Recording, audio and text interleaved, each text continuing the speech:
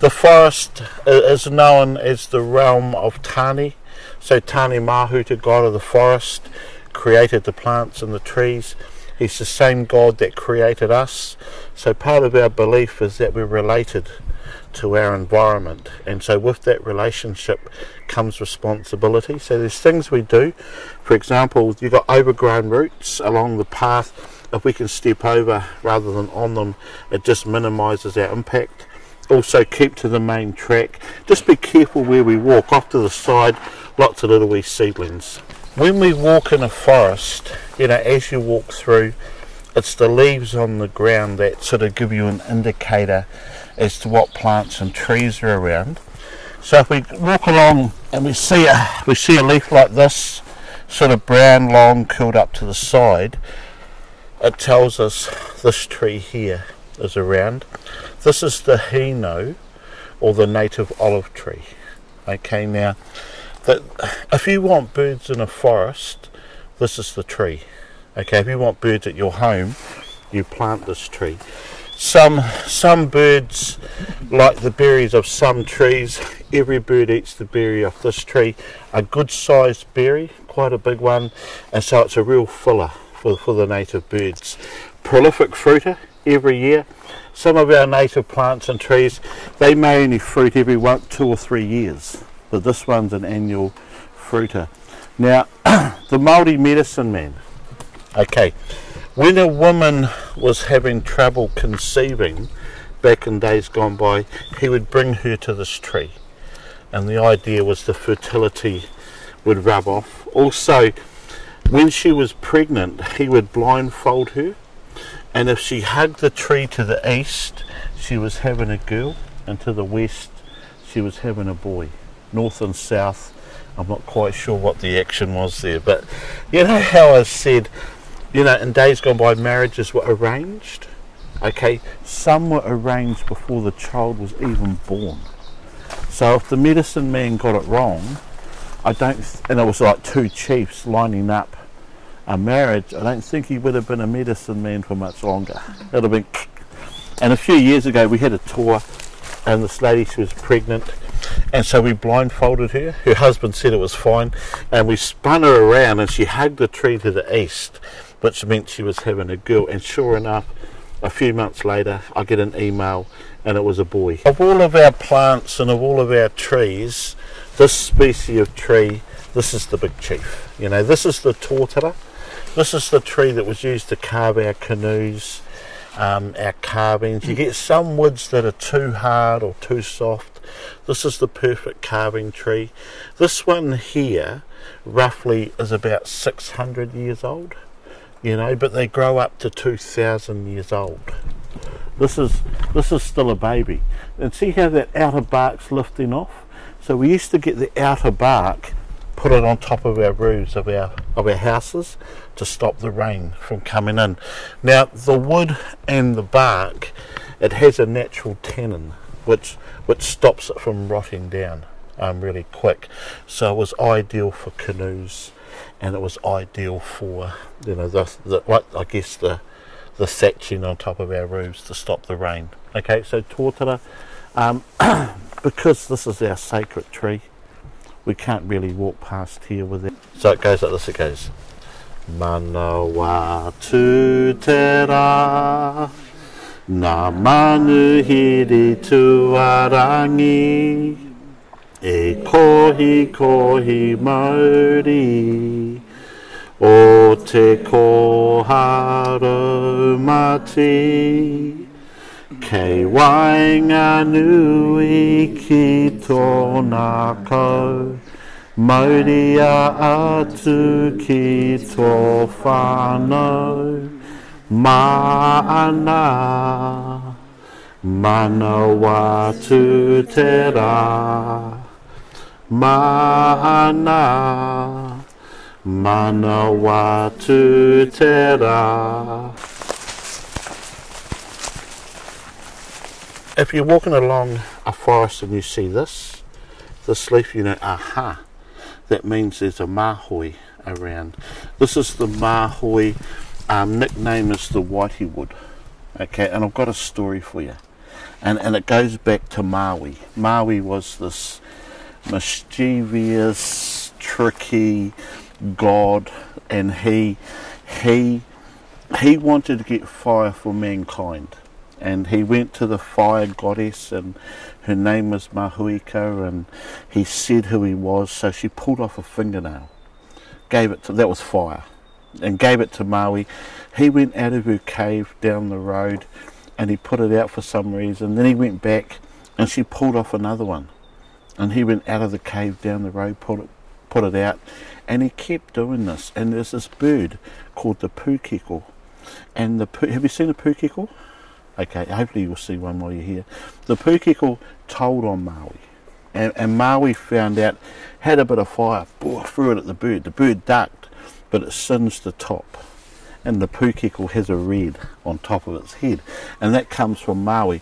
But to cut a long story short, Maui, he went running out of the cave of Mahuika, and she was chasing him behind, and he called on Tāwhiri Mātia, god of weather, for help, and he came in the form of rain, and he started to rain down on her, and she stopped, looked back to her cave, and she wasn't quite sure whether she would make it back, and she had 5 pieces of fire left. So as she went back, she hid a piece of fire in 5 different trees, and those trees are the fire starters, and this, the mahui, is one of those trees. And so you have a dry piece of this wood, and you mix it with another 4, and the tōtara, by the way, the canoe tree, that's another one, and you rub together, they react a whole lot quicker than if you randomly picked up dried bits of wood to try and do it. And you know, it all links back to Mahuika.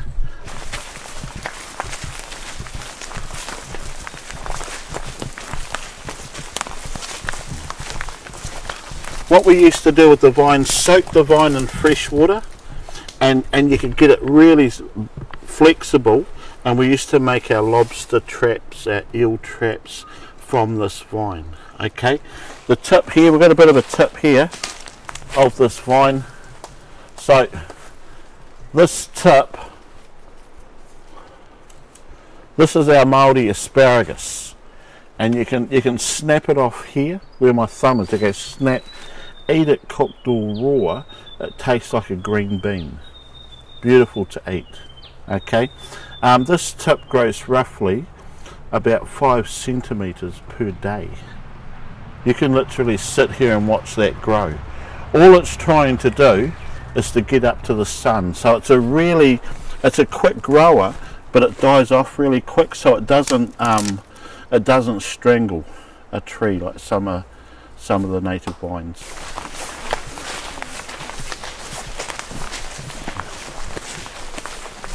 I just want to show you, if we can look through this gap about 30 meters away, can you see the yellow on a big tree through there?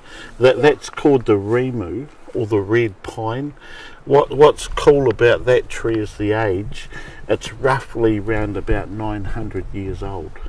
So if you think that tree, it was a little seedling when the first Maori arrived here.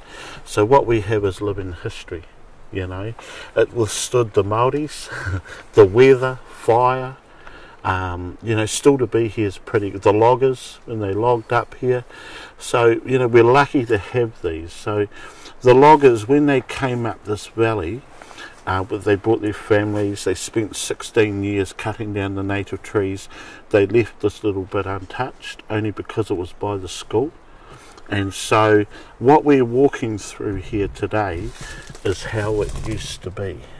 Okay, but the birds would have been in their millions because they had no predator, and half our birds couldn't fly.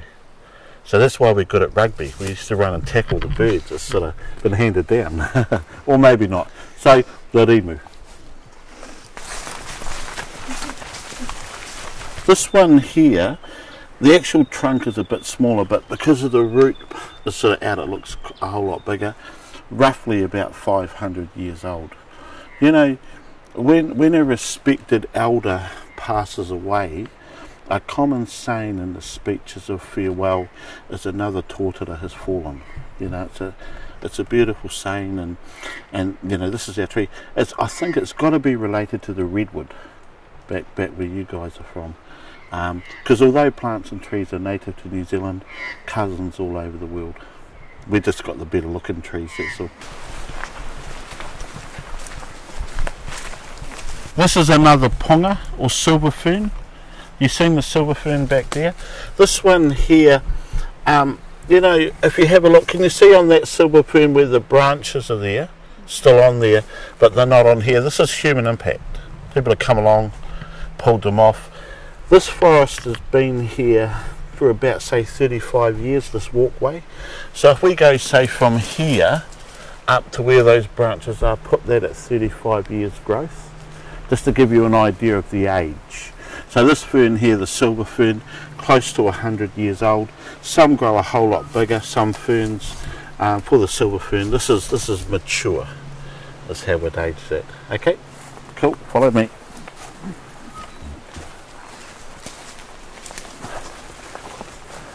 This is the tōtara. This is the tree that was used to carve our canoes and our carvings, you see. You got some woods that are too hard, too soft. This is the perfect carving tree. Now this one here, roughly about 500 years old, but it grows up to 2,000 years old. Forest. This is the horopeto, and I've got a story for you, okay? And it goes back to Maui. And Maui is known as Maui the mischievous, Maui the trickster. You know, we have lots of gods, hundreds of gods, and Maui was, I guess, considered a junior god, but he was the type of god, if the sky was blue, he'd say it was green. You know, he challenged everything. And Maui, he had a wife who would go down to the river every day and get water for the village, and she would take it back. And living in this river was a taniwha. Have you heard of a taniwha? It's like a river monster. And this taniwha, his name was Tunaroa, would look up at this beautiful, all our Maori women, by the way, are beautiful in our stories, at this beautiful woman, and he flicked his tail, she fell in the water. And he tried to have his way with her, but she managed to get away, and she went back and she said what had happened, and Maui, you know, he was pretty upset, and he called on the gods for help, who gave him this sacred club, okay, and the whole village went down and they trapped this Tunaroa, and Maui kapow kept hitting the poor old taniwha, the river monster. You know, bits went down the river and into the ocean, and that's the origins of our conger eel. Okay, the bits that's of this taniwha that stayed in the river are our river eels, but bits of the blood went spurting into the forest, and that's the red on this leaf here, is the blood of that taniwha. And you know, we have hundreds of these sorts of stories, and again, it's those stories that's what bind everything together. And so that's this here. Now, who likes pepper? Who can handle hot? You can. I'll give you, because you can cook with this, and you but just chew it at the front of your thing, and in about 10 seconds you'll get that hot pepper flavour. It's really good as a rub, like on meat, red meat. Dry it out, but just have a chew. I don't like hot.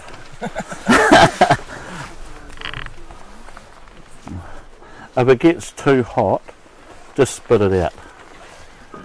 But with dignity. Can you taste the pepper? Yeah, can you taste it, eh? Anyone else want to try? Anyone else? Spicy. You can taste it? Yeah, it hits you a little bit later. It takes about like 10 seconds and then boom. Oh no. I don't like it. Oh no. Anyone else? You all good? Oh yeah. Right, you've got to take one for the team to show that, like an example. So it's quite, spit it out. It's quite hot. Okay. Yeah, you can spit it out. Yeah, but it's that get red meat.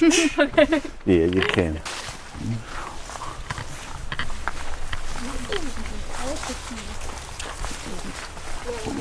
If we look through the gap there, about 30 metres away, can you see the yellow on a big tree? Okay, that tree is called the rimu, or the red pine. That tree there, roughly about 900 years old. That is the oldest tree we have in this forest. But if you think, it was a little seedling when the first Maori arrived here. So what we have is living history.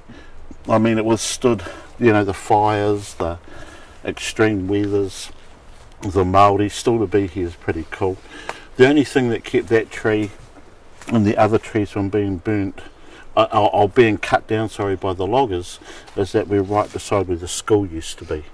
So this was left. So what we're walking through here today is how it used to be. But the birds were in their millions because they had no predator, which is pretty cool. Okay. That tip grows roughly about 5 centimetres per day. You can literally sit here and watch that grow. I think even watching golf on TV would be more exciting, but all it's trying to do is get up.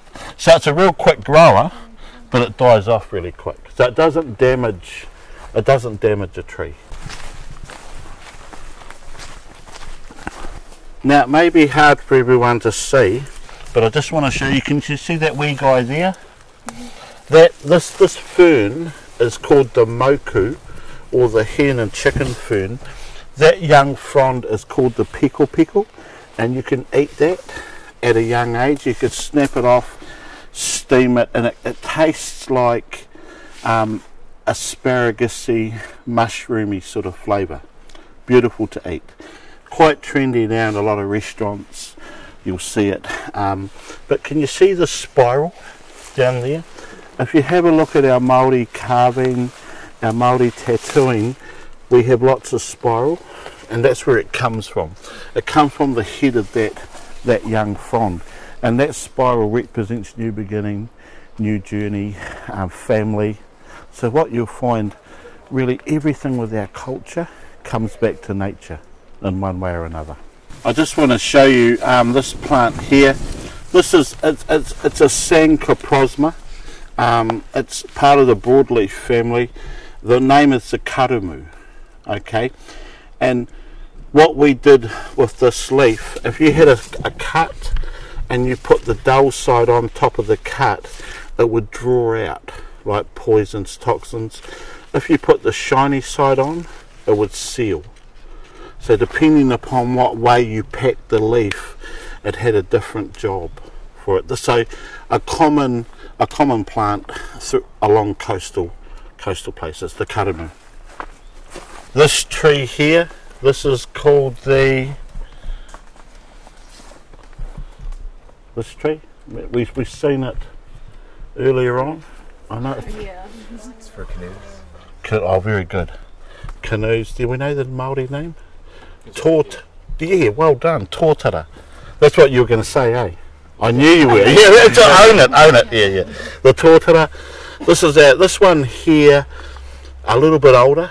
Probably about 600 years old. The outside barking, as I said, see how it's lifting off. Ideal for on top of our roofs. Because this is the elder, we can't really walk past here without singing the song. Beautiful. Okay, are we ready? It goes like this. It goes.